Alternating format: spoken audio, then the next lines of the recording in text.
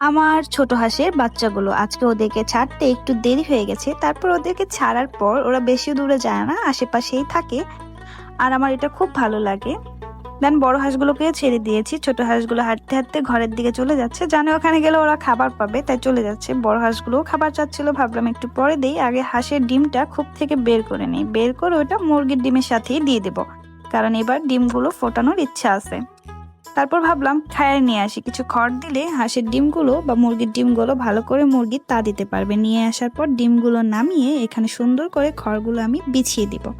আর এর মাঝখানে নাড়াচাড়া দেখে খড়গুলো হাঁসের বাচ্চাগুলো চলে আসবে, ভাববে এখানে হয়তো খাবার আছে, কিন্তু ওরা আমার হাতে নাড়া দেখে ভয়ে আবার চলে যাবে।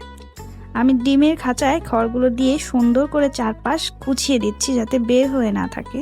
আর ডিমগুলো গুছিয়ে দেওয়ার পর মুরগির খোপের উপরেই আবার রেখে দিব। বড় হাঁসগুলো পিছে পিছে ঘুরছে খাবারের জন্য, এবার ওদের খাবারটাও দিয়ে দিব।